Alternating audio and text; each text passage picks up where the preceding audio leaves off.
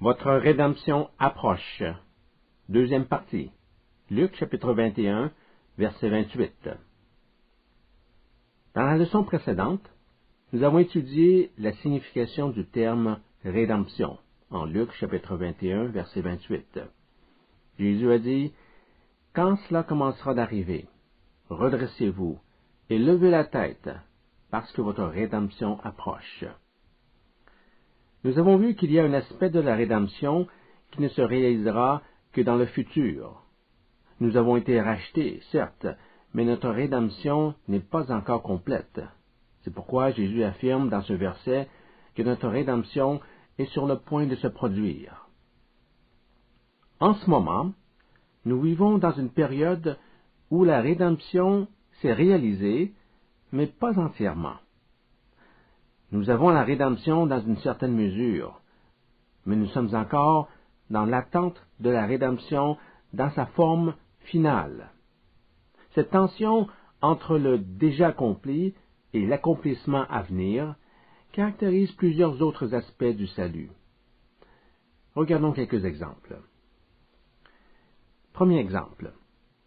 Nous avons déjà été adoptés. C'est ce que dit Romains chapitre 8, verset 15.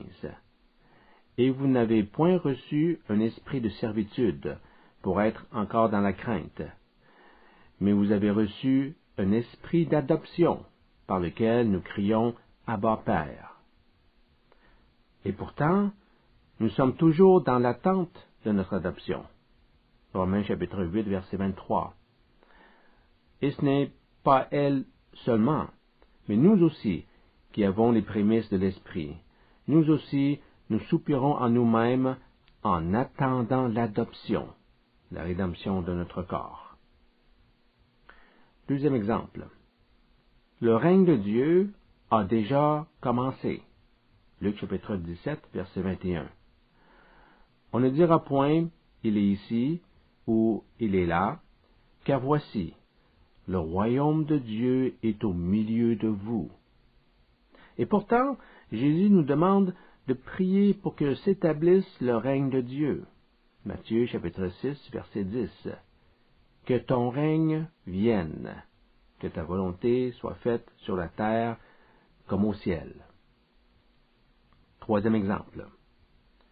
Les chrétiens sont l'épouse du Christ. Éphésiens chapitre 5, versets 25 et 26. Marie, aimez vos femmes, comme Christ a aimé l'Église et s'est livré lui-même pour elle. Et pourtant, nous serons invités à assister aux noces du Christ à son retour.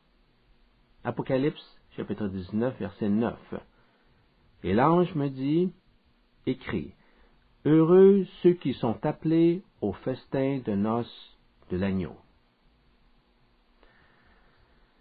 Comme vous le voyez, le salut comporte des dimensions temporelles distinctes. Nous constatons simultanément un aspect déjà accompli et un aspect à venir. Et en attendant que s'accomplisse notre future rédemption, il est intéressant de noter que les Écritures donnent de multiples avertissements aux croyants pour qu'ils restent dans le droit chemin. Regardons Éphésiens chapitre 4, verset 30. C'est un bel exemple. N'attristez pas le Saint-Esprit de Dieu, par lequel vous avez été scellés pour le jour de la rédemption. Remarquez à nouveau que cette phrase s'adresse aux chrétiens. Les croyants ne doivent pas attrister le Saint-Esprit. Le verbe attrister, lupeo, signifie chagriner, offenser, jeter dans la douleur. Ça se produit chaque fois qu'une personne agit de façon contraire aux voies du Saint-Esprit. Concrètement, un croyant attriste le Saint-Esprit quand il se comporte immoralement, quand il permet aux choses impures de prendre place dans sa vie et dans ses pensées. Quelle est l'importance de cet avertissement? Est-il absolument nécessaire d'éviter d'attrister le Saint-Esprit? Nous avons vu la dernière fois que le croyant sera épargné de la colère divine qui déferlera sur la terre à la fin des temps. Romains chapitre 5, verset 9. Donc, logiquement, même s'il faisait l'erreur d'attrister le Saint-Esprit, au bout du compte, cela ne devrait pas altérer son statut spirituel final. Il sera de toute façon sauvé au jour de la rédemption.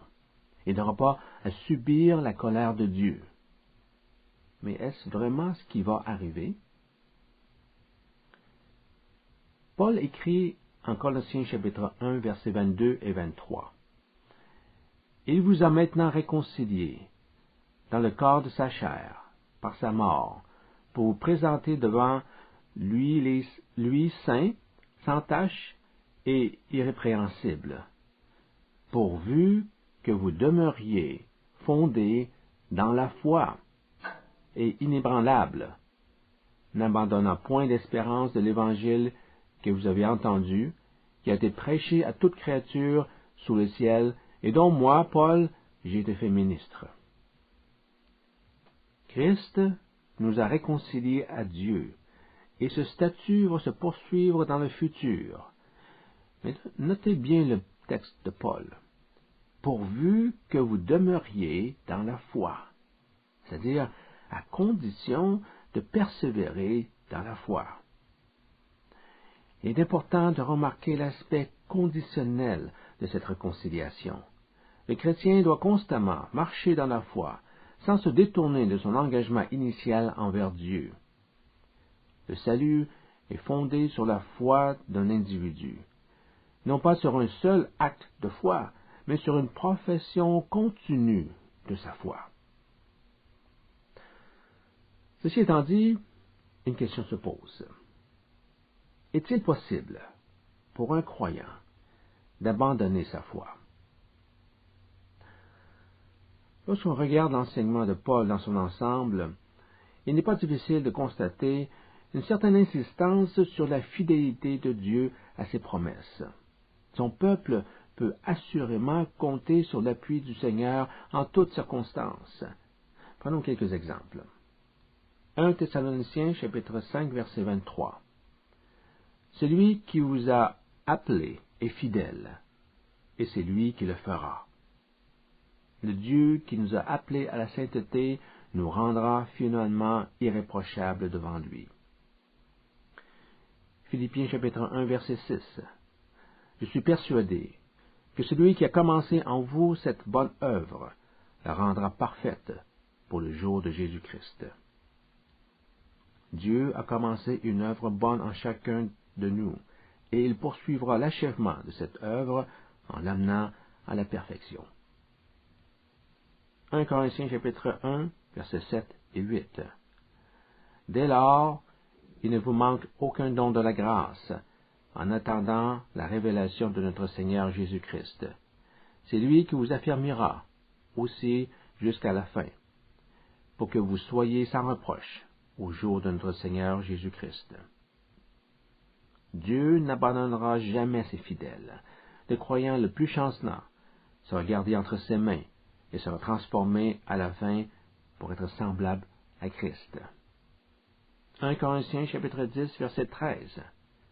Aucune tentation ne vous est survenue qui n'était humaine, et Dieu qui est fidèle ne permettra pas que vous soyez tentés au-delà de vos forces. Mais avec la tentation, il préparera aussi le moyen d'en sortir, afin que vous puissiez la supporter. Dieu est digne de confiance. Devant la tentation, il nous donnera soit la force pour y résister, soit une issue pour s'en sortir. Maintenant, aussi rassurantes que soient ces promesses, elles n'empêchent pas nécessairement un disciple de se rebeller contre Dieu et de refuser sa protection. Il faut comprendre que ces promesses ne tiennent pas de la magie. La fidélité de Dieu n'exclut pas qu'un chrétien puisse devenir infidèle. En d'autres mots, la promesse d'une protection divine contre l'iniquité ne signifie pas que la vigilance humaine ne soit plus nécessaire. C'est pourquoi nous retrouvons dans la Bible des avertissements comme celui de ne pas attrister le Saint-Esprit. Dieu ne nous forcera pas à lui obéir si nous avons fait le choix de la désobéissance. J'aimerais maintenant reprendre le sujet du Saint-Esprit. Dans les Écritures, il est question du Saint-Esprit sous deux aspects. Premièrement, la Bible enseigne que le Saint-Esprit constitue un gage de l'héritage du chrétien. Cette idée est exprimée en 2 Corinthiens chapitre 1 verset 22, 2 Corinthiens chapitre 5 verset 5 et Éphésiens chapitre 1 verset 14. Lisons Éphésiens chapitre 1 versets 13 et 14. En lui, vous aussi, après avoir entendu la parole de la vérité, l'évangile de votre salut, en lui vous avez cru et vous avez été scellés pour l'Esprit Saint qui avait été promis, lequel est un gage de notre héritage, pour la rédemption de ceux que Dieu s'est acquis à la louange de sa gloire. Le Saint-Esprit est un gage de notre héritage. Il est la garantie de ce que nous recevrons.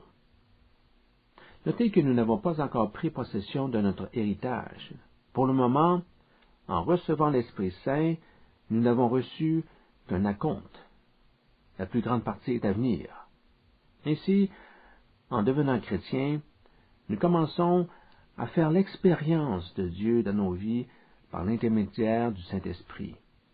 Et le Saint-Esprit nous est donné comme un gage, comme une garantie, comme un avant-goût de notre salut.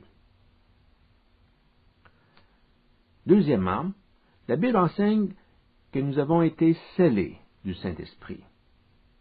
Vous avez été scellés du Saint-Esprit qui avait été promis.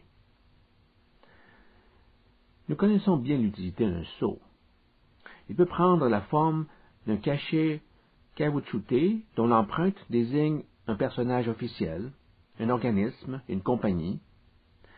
Le cachet peut aussi être fabriqué en métal.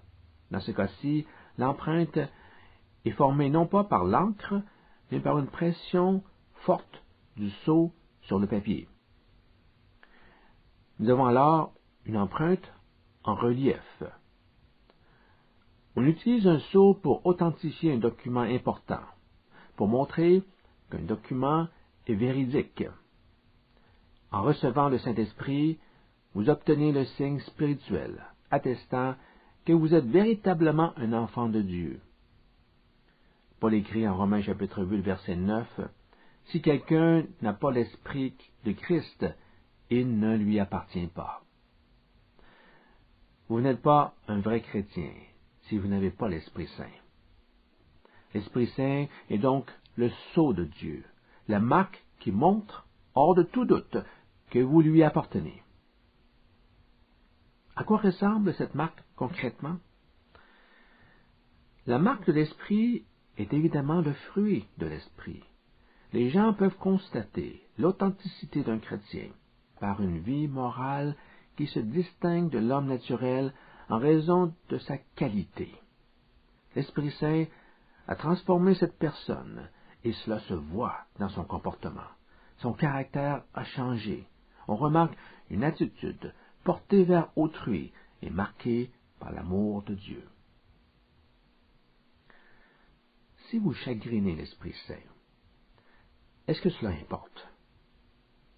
Bien sûr que cela importe, car si par votre conduite vous ne cessez d'attrister le Saint-Esprit, la question de la présence de l'Esprit dans votre vie se posera inévitablement. Pourrait-on dire que sa marque se voit sur vous? Pourrait-on dire que vous êtes un authentique chrétien? Souvenons-nous du mot gage au verset 14 de Éphésiens chapitre 1. Il est parfois traduit par le mot garantie. On peut en effet faire une analogie avec une garantie que vous posséderiez. Supposons que vous achetez une montre. Cet achat vient avec une garantie de 3 ans du manufacturier, contre tout défaut de fabrication. Après une année, votre montre ne fonctionne plus. Vous la retournez au marchand pour qu'elle soit réparée. Il va sans dire que celui-ci exigera une preuve attestant que le contrat garanti est encore valide, en présentant le reçu de votre achat, par exemple. Si vous ne pouvez pas fournir un tel document, il est peu probable que votre montre soit réparée aux frais du manufacturier. L'Esprit Saint est notre garantie. Nous devons prendre soin de la conserver en évitant d'attrister l'Esprit Saint. Sinon, nous risquons de nous retrouver dans la même situation qu'un individu ayant une montre sous garantie, mais qui ne peut pas fournir la preuve de cette garantie. Nous ne possédons qu'une seule garantie, c'est le Saint-Esprit. Il est la garantie de l'héritage que Dieu a réservé à son peuple. Lorsque Paul écrit « N'attristez pas le Saint-Esprit », il veut dire « L'Esprit Saint est votre garantie. Ne la perdez pas. Car si vous perdez l'Esprit Saint, vous serez dans la même situation que ceux qui vivent dans la chair. » Ceci soulève une sérieuse question. Est-il possible de perdre le Saint-Esprit? Est-il possible que l'Esprit Saint quitte un croyant? Pour répondre à cette question, nous allons examiner quelques passages bibliques. Vous savez sans doute que l'Ancien Testament contient plusieurs exemples où le Saint-Esprit s'est retiré d'une personne. Regardons quelques cas. 1 Samuel chapitre 16, verset 14. L'Esprit de l'Éternel se retira de Saül, qui fut agité par un mauvais esprit venant de l'Éternel. Saül a été le premier roi d'Israël. Il reçut l'onction royale du prophète Samuel. Mais son règne fut un désastre. À plusieurs reprises, il défia ouvertement le Seigneur par sa désobéissance, de sorte que l'Esprit de Dieu s'écarta finalement de lui. Puisque Saül avait abandonné l'Éternel, Dieu retira son esprit de la personne de Saül. À partir de ce moment, c'en était fait de Saül sur le plan spirituel. Telle fut la pathétique fin de ce premier roi d'Israël. La même chose est arrivée à un autre homme, Samson. Samson est un personnage biblique bien connu pour sa force exceptionnelle. Les artistes le représentent souvent comme un homme avec une imposante musculature, un peu comme Héraclès dans la littérature grecque. Samson pouvait mettre à terre un temple en n'utilisant que la force de ses bras. N'ayant qu'une mâchoire d'âne comme arme, il poursuivit les Philistins et en tuant 1000. Il faut souligner que la force de Samson n'avait rien d'un naturel. Elle était entièrement surnaturelle, tirant son origine de l'Esprit de Dieu. Lorsque l'Esprit de Dieu se retira de lui, sa force l'abandonna aussi. Samson n'avait plus de vigueur qu'un autre homme à partir de ce moment. Regardons quelques passages qui le concernent. Notez bien le lien constant entre l'Esprit de Dieu, l'Esprit de l'Éternel, et la force qui animait Samson. Juges, chapitre 14, verset 6. L'Esprit de l'Éternel saisit Samson. Et sans avoir rien à la main, Samson déchira le lion comme on déchire un chevreau. Il ne dit point à son père et à sa mère ce qu'il avait fait. Juges, chapitre 14, verset 19. L'Esprit de l'Éternel le saisit, et il descendit à Ascalon. Et il tua 30 hommes, prit leurs dépouilles et donnant les vêtements de rechange à ceux qui avaient expliqué l'énigme. Il était enflammé de colère, et il monta à la maison de son père. Juges, chapitre 15, verset 14. Lorsqu'il arriva à Léchi, les Philistins poussèrent des cris à sa rencontre. Alors l'Esprit de l'Éternel le saisit. Les cordes qu'il avait au bras devinrent comme du lin brûlé par le feu, et ses liens tombèrent de ses mains. Nous observons dans ces versets que Samson pouvait accomplir des actes avec une force hors du commun chaque fois que l'Esprit de l'Éternel le saisissait. Ainsi, il a pu tuer un lion en le déchirant à main nue. Il a pu éliminer 30 hommes, tout d'un coup. Il a pu se défaire des cornes qui attachaient ses poignets. Mais un jour, Samson laissa échapper le secret de sa force à une femme du nom de Dalila. Dalila était en fait une espionne qui agissait pour le compte des Philistins. Avec Samson comme juge en Israël, les Philistins ne parvenaient pas à vaincre Israël. C'est pourquoi ils voulaient se débarrasser de Samson. Mais ce n'était pas possible, car la force de Samson le rendait invincible. Ils ont donc envoyé Dalila pour le presser de dire ce qui le rendait si fort. Mission accomplie pour Dalila. Elle découvre que la force de Samson était liée au vœu de Naziréa. Né nazaréen, Samson ne pouvait pas boire ni vin ni boisson fermentée, et il ne devait pas raser ses cheveux. Ce vœu était l'expression de sa consécration au Seigneur. Tant et aussi longtemps que le vœu était tenu, personne ne pouvait le toucher. Personne ne pouvait vaincre sa puissance. Mais son vœu pouvait être violé en rasant ses cheveux. Avec une tête dégarnie, il n'était plus nazaréen et ne pouvait plus bénéficier du soutien de Dieu. Et c'est exactement ce qui arriva. Son secret ayant été révélé, son abondante chevelure tomba sous les ciseaux des Philistins. Les Philistins réussirent finalement à capturer cet homme qui ne jouissait plus d'une force extraordinaire, car l'Esprit de Dieu l'avait quitté. Voilà un autre exemple d'abandon par l'Esprit Saint d'un individu, en raison de sa désobéissance. Samson a désobéi au Seigneur. Il viola son vœu en laissant raser sa chevelure. Il savait ce qu'il risquait s'il divulguait son secret à Dalila. Il a tout de même fait, et en a subi les conséquences. C'était un acte de pure désobéissance. Lisons un autre passage. Celui-ci concerne David. Psaume, chapitre 51, verset 11. Ne me rejette pas loin de ta face, ne me retire pas ton Saint-Esprit.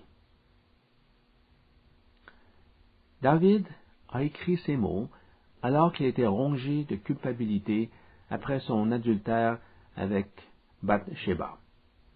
En implorant le pardon, il demande à Dieu de ne pas lui retirer son Saint-Esprit. C'est ce qu'il redoutait le plus. Nous voyons donc que dans l'Ancien Testament, l'Esprit Saint peut se retirer d'une personne, mais toujours sur la base d'un seul motif, en raison d'une grande désobéissance et d'une attitude entêtée dans cette désobéissance. Ce principe demeure valide dans le Nouveau Testament. Regardons ce verset dans le livre des Actes. Actes chapitre 5, verset 32. Nous sommes témoins de ces choses, de même que le Saint-Esprit que Dieu a donné à ceux qui lui obéissent. Dieu donne le Saint-Esprit à ceux qui lui obéissent. Le verbe obéir est conjugué au participe présent. Il s'agit d'une action qui dure dans le temps. Cela signifie que Dieu accorde le Saint-Esprit à ceux qui lui obéissent continuellement, qui vivent une attitude d'obéissance à Dieu. Il n'est pas question d'un acte isolé d'obéissance. Il s'ensuit si nous inversons ce principe, que Dieu ne donne pas le Saint-Esprit à ceux qui ne lui obéissent pas. Et cela ouvre la possibilité que Dieu puisse retirer le Saint-Esprit aux disciples qui lui résistent et qui s'obstinent à lui désobéir. En Romains chapitre 6, Paul écrit, « Vous étiez autrefois désobéissants, esclaves du péché. Lorsque vous êtes devenus chrétiens par la foi, vous avez donné votre vie à Dieu. Vous avez fait preuve d'obéissance. » Romains chapitre 6, verset 17. En Éphésiens chapitre 4, verset 30, Paul dit, « Et maintenant, n'attristez pas le Saint-Esprit en étant à nouveau désobéissants. » Qu'est-ce que Paul avait en tête en faisant cette déclaration? Il avait en tête l'enseignement de l'Ancien Testament. Il veut nous avertir que ce qui arriva aux Israélites dans l'Ancien Testament peut se reproduire avec les chrétiens. Qu'est-ce qui s'est passé avec les Israélites dans l'Ancien Testament? Psaume, chapitre 78, verset 40. Remarquez bien le mot « attristé » dans cette phrase. Que de fois ils se rebellèrent contre lui dans le désert. Que de fois ils l'attristèrent sur la terre aride. Que de fois ils attristèrent Dieu en s'opposant à lui. C'est exactement ce que Paul demande aux chrétiens de ne pas faire. N'attristez pas le Saint-Esprit. C'est malheureusement ce que les Israélites de l'Ancien Testament ont fait. Et en conséquence, ils tombèrent dans le désert. Ils périrent. L'apôtre Paul précise en 1 Corinthiens chapitre 10, verset 11, que les malheurs d'Israël ont été rapportés dans l'Ancien Testament pour nous servir d'avertissement. Faites attention, dit Paul. La punition qui a frappé Israël peut vous frapper de la même manière. Lorsque les Israélites attristèrent le Seigneur dans le désert, ils moururent. Lorsqu'un chrétien attriste sans cesse le Saint-Esprit, il va périr. J'aimerais conclure avec le commentaire suivant.